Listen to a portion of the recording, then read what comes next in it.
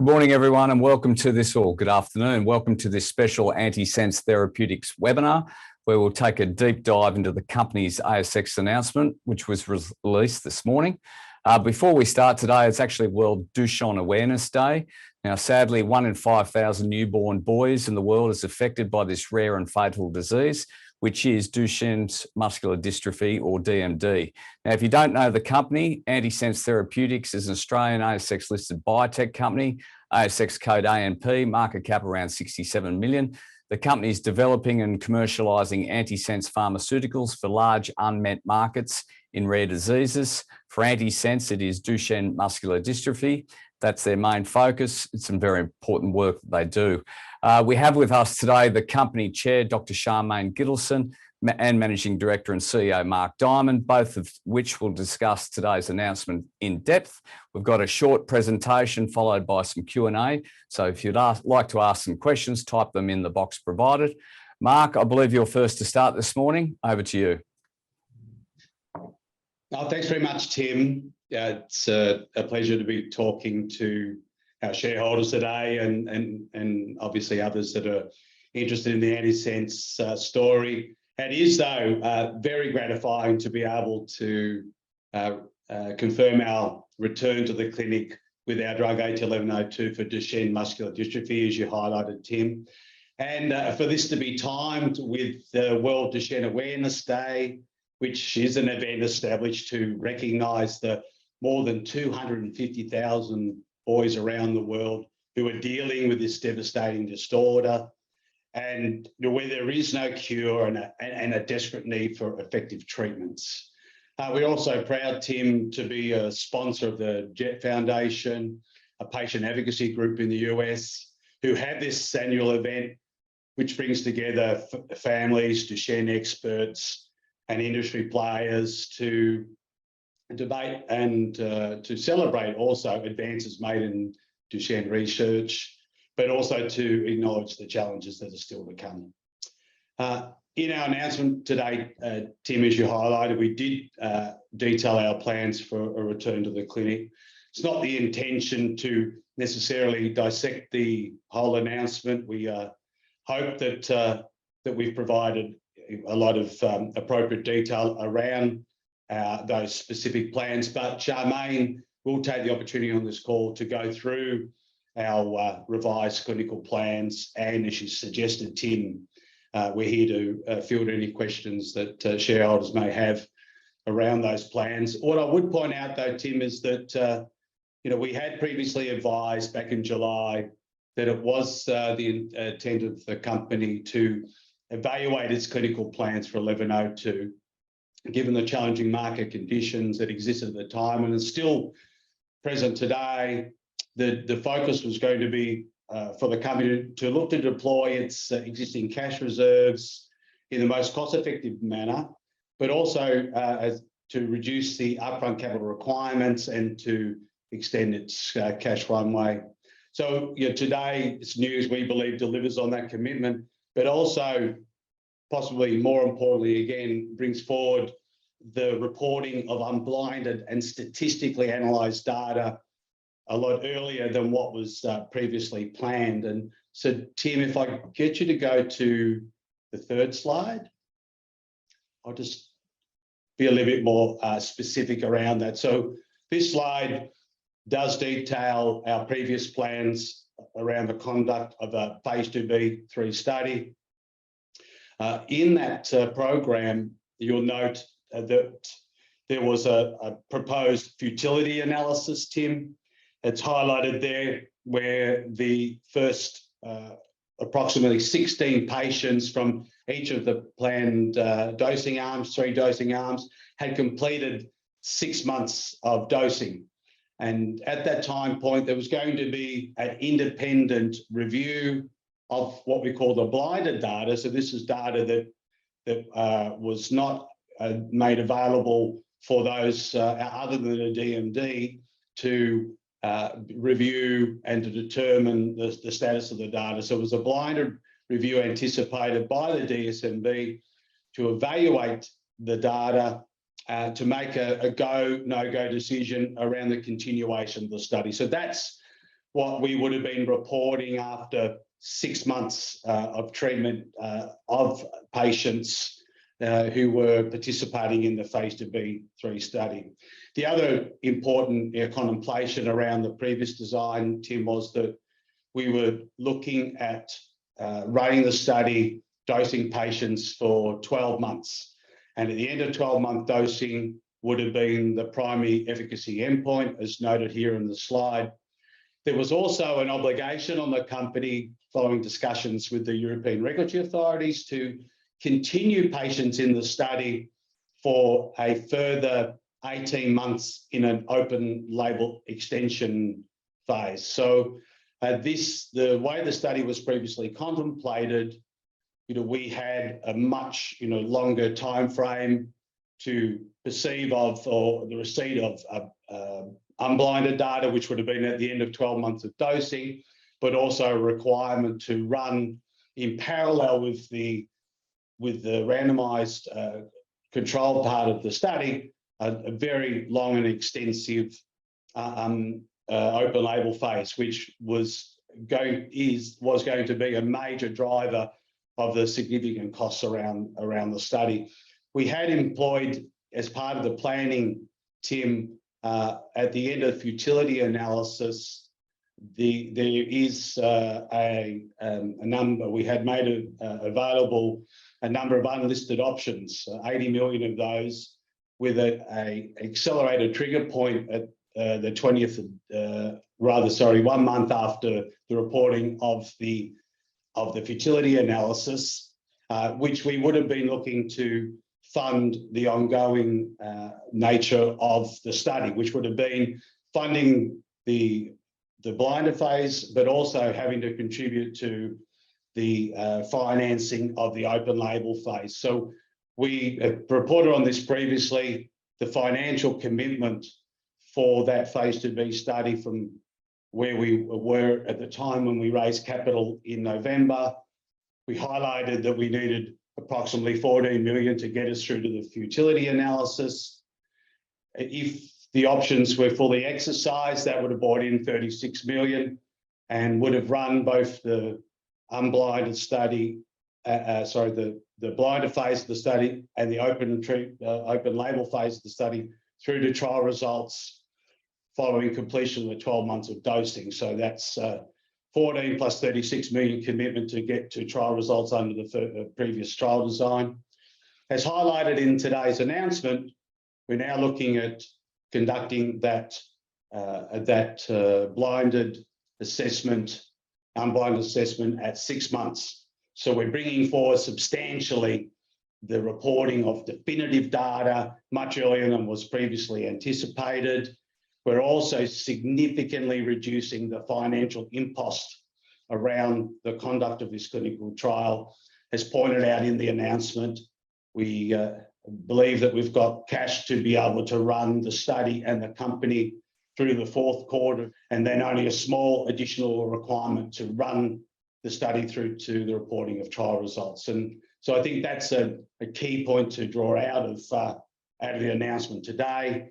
Both the reduced capital requirements, but more importantly, that we will get definitive data earlier that will de-risk of advancing the program into later stage clinical development. And we also think bring forward substantially potential partnering discussions with interested parties who we know will be very keen to see our unblinded data at the end of the 6-month period.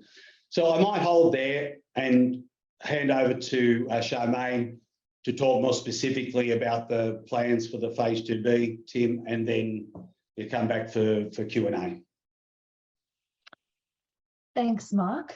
Thanks for that reminder. So it really is a pleasure to be here on World DMD Awareness Day to be able to share with you how we're going to move back into the clinic. If I could please have the next slide. Thank you. So I'm going to talk to this slide, and there's quite a lot of detail I'm going to be discussing, which you will be able to find in the full presentation that's been lodged with the ASX. I'm not going to go through all those slides because I want to tease out what I think is the most important aspects to appreciate in terms of the changes. And I want us to have time for questions as well.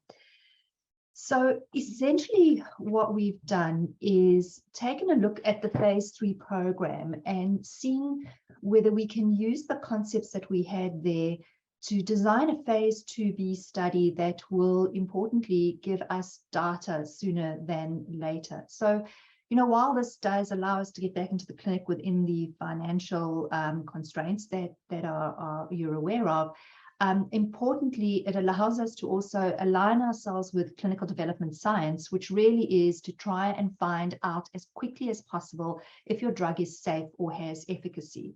And as Mark mentioned, in the phase 3, which is a registration study and would allow us to go through to registration, it would take time before we found that out. And so we flipped a little bit, and so saying that we will find out as quickly as possible. And there is then the potential that this could support a registration program, which I'll speak to in a moment. So essentially what we're doing is taking patients, and the total number of patients is 42, which is less than the 108 in phase 3. And we'll split those patients into 3 doses: placebo, 25, and 50. And we must have placebo in this study. It is the best way for us to understand whether the drug is having its effect on the disease parameters. Those patients will go into a treatment period where treatment is blinded. So the investigator, the assessors, the parents, the children will not know what they are receiving.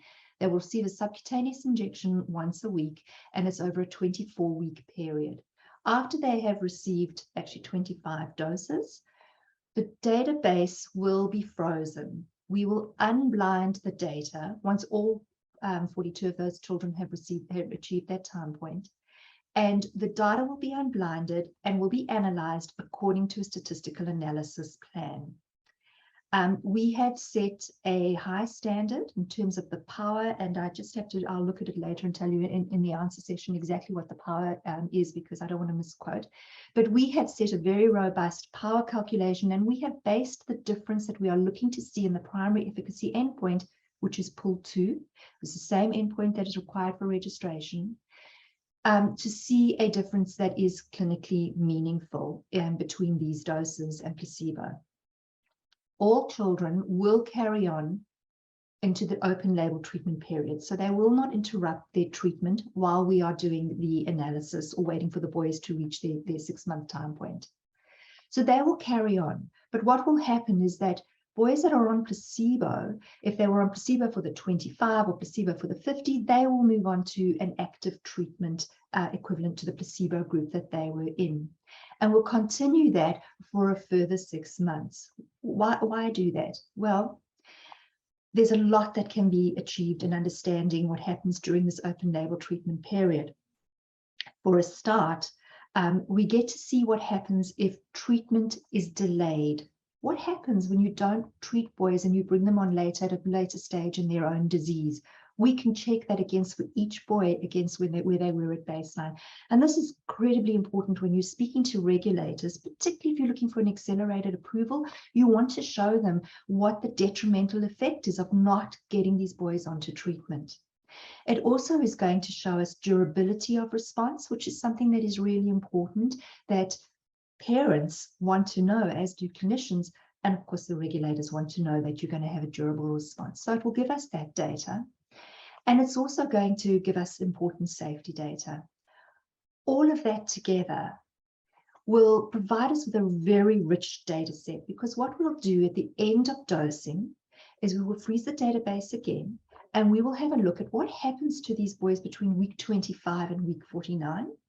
And then we'll have a look at what happens to them from the very beginning all the way out to week 49. We're also going to follow up the boys for 4 months. Now, this is if we feel that what needs to happen is that you have to follow up for safety. You have to follow up for a certain period of time. And this is our follow-up period that's required by a regulator, where theoretically the boys come off treatment and you wait to see and you have a look at whether they regress or deteriorate. Now, there's a lot of ethical issues around this, whether you can do this, if boys are responding, surely you should keep them ongoing. And these are conversations that we will be able to have with a regulator in a much more effective way, because we will have 6 months data, the data that we hope will show that there is benefit. And so we will be discussing with the regulator if it's not ethical to bring them off, we either go for the accelerated approval or you roll straight into a phase 3 type study. And our hope is that with this data, a phase 3 study could be a lot smaller than what we originally were planning.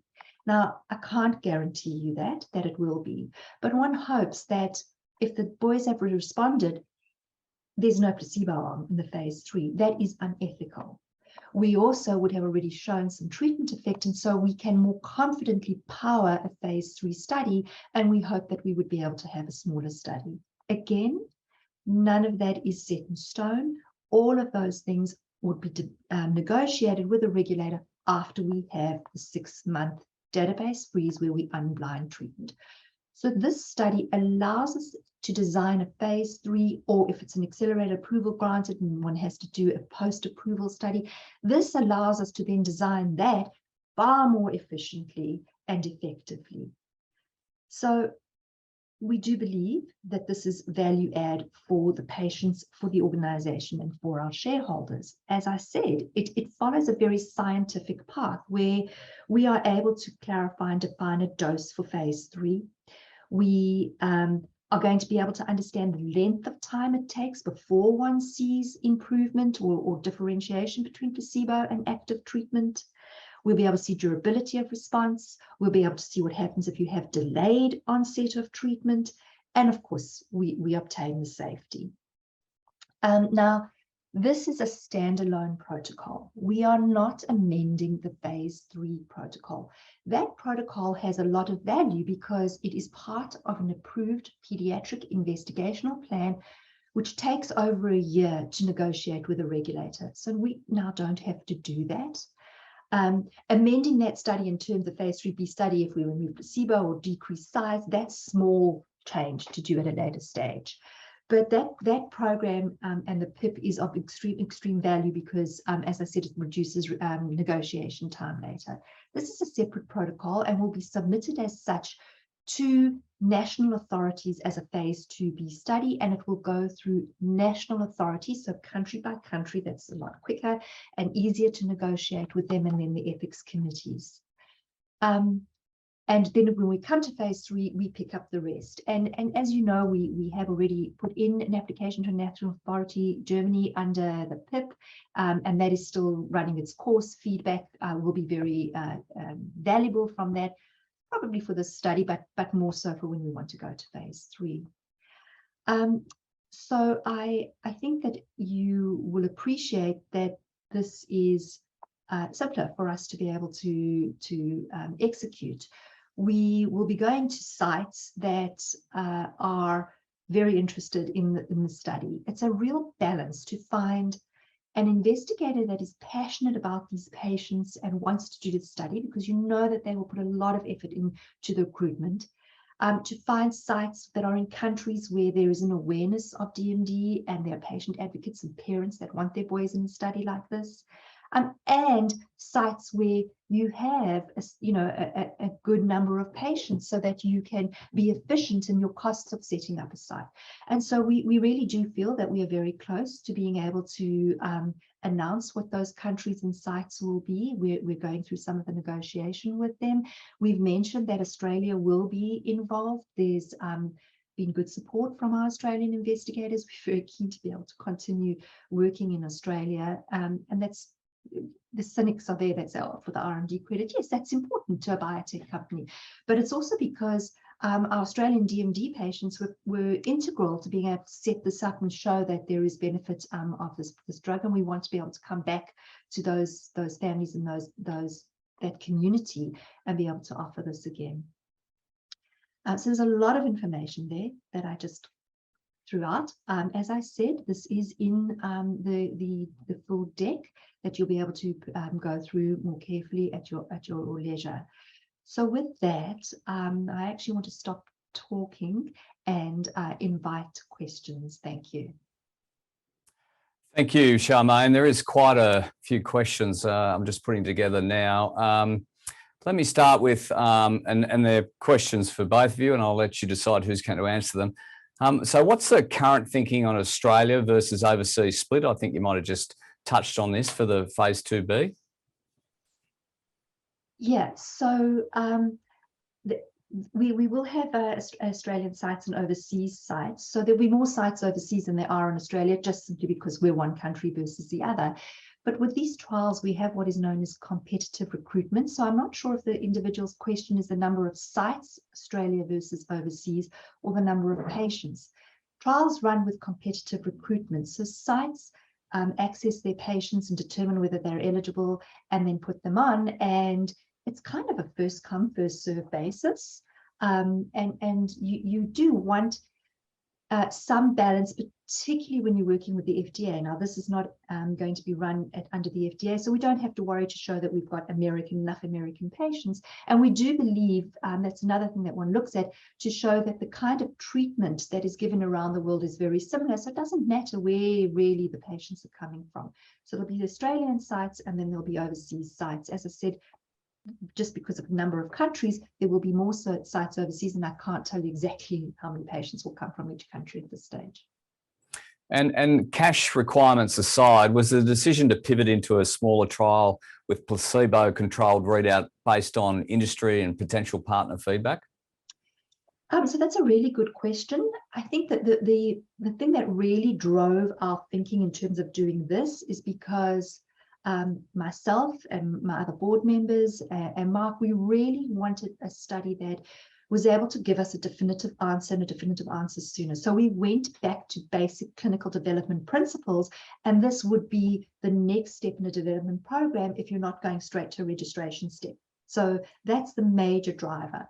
However, we have tested in a blinded fashion during discussions with potential partners as well as investors and analysts, what they see as the value add. And overwhelmingly, there is an agreement that this kind of step in terms of the scientific development of the asset is a very positive way forward. So, yeah. And so what will success look like from these trial results ideally? Well, success from a study is always meeting the primary safety and efficacy endpoints, and that's what we're after in this phase 2 study. We have not cut corners. We have set the robust, meaningful endpoints. So the pool 2, the difference in the pool 2, I have to check in detail, and this is all going to go up on clinicaltrials.gov shortly, and you'll be able to see it. Will be totally transparent. I think the difference in the pool 2 is very similar to, if not the same, as what we had beforehand with the power calculation around it, and the safety the same as well. So robust outcome is what's positive. And lots more questions coming through here. What would you want to see to justify progression to a phase 3 trial? Is there a target P value? There absolutely is. So if you give me a moment, I'm going to tell you that. I'm sorry, excuse me, looking down. I was just trying to pick it up beforehand because it's difficult to remember everything. Do you want to ask me another question or ask Mark a question while I just look for that, please? Yeah, sure. Mark, you touched on the status of the unlisted options that had an accelerated trigger exercise. Can you give us a little bit more colour on that? Yeah, sure, Tim. And that's correct, that the unlisted options that we've issued, and a number of them went as free bonus option issued to existing shareholders. They did have an accelerated trigger point, which was 1 month post a positive futility analysis. So, of course, under this new trial design, the futility analysis drops away. But I guess importantly, those who are holding the options still have the shelf life out to 20 December 2024. So an opportunity, for those who are holding the stock to still capitalise or benefit on the options. Clearly now we're contemplating ahead of the expiry of those options, the reporting of this definitive data. So, we think that, as we've been discussing, that should be a major, catalyst and a value creation event for the company. And so, I think that I'd like to think that the situation for option holders, they should consider probably the options as being de-risked. However, you've got to where they were when we were contemplating the previous plan. And Charmaine, back to you. I think the question was around a target P value. Yeah, so the p-value, so we're looking for a type 1 error of 0.05. So you can see that we've set the bar high. And the power based on the number of patients is an 80% power, which is acceptable for this phase of development. And Mark, perhaps a question back to you. Can you give us some, how confident are you in regards to enrolling 45 subjects? Yeah, Tim, thanks for the question. We, of course, are working with the CRO par excel in the conduct of the study. So, they have undertaken a very extensive process to evaluate the sites and contemplate the likely recruitment out of those sites. And so, we feel very confident about the timelines that we're presenting, as confident as you can be when you're running a clinical trial and for a rare disease. Perhaps to give some sort of context, we ran, of course, an open label study here in Australia at the Royal Children's Hospital, one site only, where we enrolled 9 patients. So we're looking at 45 patients, into this study out of 13 trial sites, and in countries with larger populations, a bigger pool of Duchenne's place. So we like to think that what we're projecting here is realistic, perhaps even on the conservative side, Tim, based on the experts at par excel advising us of the likely recruitment rates. And there's a question here, what is the likely time delay between submitting a full marketing application in Europe under the old plan compared to the new plan?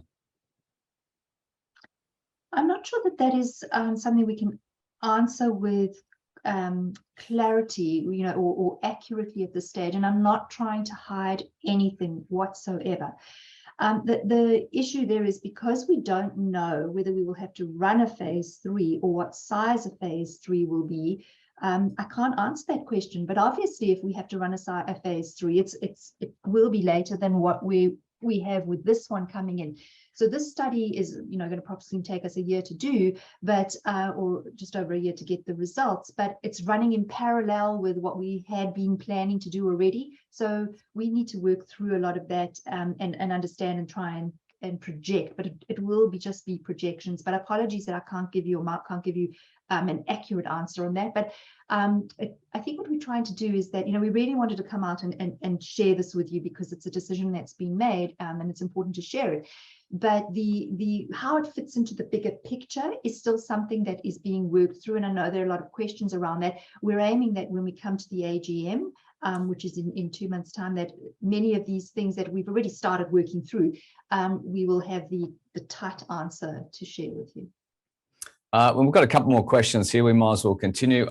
So where does the 9-month monkey toxicology study fit into things under the revised plan? Maybe I'll take that one, Charmaine. Yeah, thanks, Tim. So it continues to be a requirement of the FDA for us to run a 9-month toxicology study. Should we want to dose longer than 6 months in the US in Duchenne's patients or any other clinical application for ATL1102. So, we are still contemplating the path forward for that toxicology study.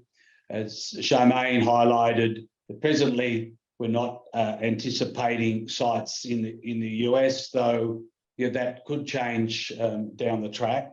However, we also are able to highlight, Tim, that one of the impediments for this, for starting this toxicology study, as we previously reported, has been an issue with availability of monkeys to be able to conduct a study due to COVID-related matters and importation issues from China into the US, there was a real and has been a real scarcity of monkeys of the type that we would want to employ in this chronic toxicology study. And so that's been significantly delaying the start of these toxicology studies and actually leading to increased costs. And what it was driving companies to, Tim, was looking to start these toxicology studies in younger monkeys, because they were the only monkeys that were sort of presenting as being available. And that is seen as being a substantial risk in a toxicology study, because the younger the monkeys are, the less robust they are. And then there becomes issues around their survival in long-term toxicology studies like this. They become highly stressed, and you do see fatalities in these studies, and that is something you want to avoid in a study that's assessing the safety of these drugs. So what is pleasing to report is that the situation seems to be improving around accessibility to monkeys of an appropriate age and of an appropriate body weight. And so with engaging with our toxicology experts on that. And so what we expect, Tim, is that we will continue to keep our shareholders updated on the progress around that toxicology study. And but with the good news to sort of highlight today that it's looking more feasible for us to be able to get into the study in the near future that would support an application, in the US for longer dosing and or a marketing authorization or an accelerated approval application that may be available to us with the submission of this phase 2B clinical trial data to the FDA, because as we've highlighted previously, it would be our intention to take this data, if it was positive, to regulators globally to discuss with them around the potential for accelerated approval, or talking to the continued development plans, based on positive data. And Charmaine, just back to you. So by the end of the trial, you'll have 12 months worth of safety data. Will this satisfy the FDA on safety issues and potentially enable a globally harmonised phase 3 trial? So yes, we will have 12 months of safety data on 25 and 50. So just to clarify that the FDA's concerns were related to multiple sclerosis and much higher doses, and not to the 25 and certainly not to the 50. In fact, FDA was encouraging us to be looking at 50. So I do think that if the study is positive and is safe, that yes, FDA would be very happy to see this. They still need the tick box of the 9-month tox if we're to dose, well, these patients will receive treatment for longer than 6 months. So the 9-month tox just doesn't go away.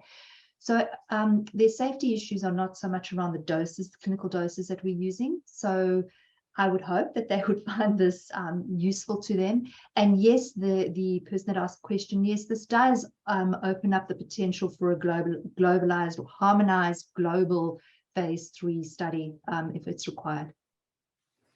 I think that's all we've got time for. Before we go, Charmaine, is there something we haven't spoken about that you'd like to mention, or Mark for that matter? Don't think so, but thank you for the questions, and if there's anything that we weren't able to get to or people have questions afterwards, please send them through to Gennady, and we certainly would, we want to be able to try and address everything in as transparent a manner as possible for people, and we will be able to do that at the AGM if we know what questions there are out there. Mark, anything else from you before we go? No, Tim, just to appreciate the attendees that have come on to the call today to hear our plans in more detail. Again, we're very pleased to be able to say today that we're back into the clinic with a commitment to our shareholders and also to the patients that have this devastating disease. We know for the non-ambulant boys, there really are no effective therapies. All they have available to them today are to treat the inflammation that's driving this devastating muscle loss are the corticosteroids, which were first approved 60 years ago, ineffective and come with some very serious side effects. So there still is a major need for a better way to treat this, this condition in the non-ambulant boys, to be able to address this muscle inflammation. And we still, very committed to the belief that this program could deliver very, very important benefits for those boys. So, again, it's just very pleasing to be announcing these plans, on Duchenne Awareness Day. And I think we just want to make sure that part of it is not lost, the patient perspective on it. So, we're all very, very excited at Antisense Therapeutics to be, heading down this path. Charmaine and Mark, thanks for your time. I think everyone online will agree it's great to have some transparency and insights from yourselves in regards to this morning's announcements. So that's all we have time for. Thank you for your time. We'll see you again.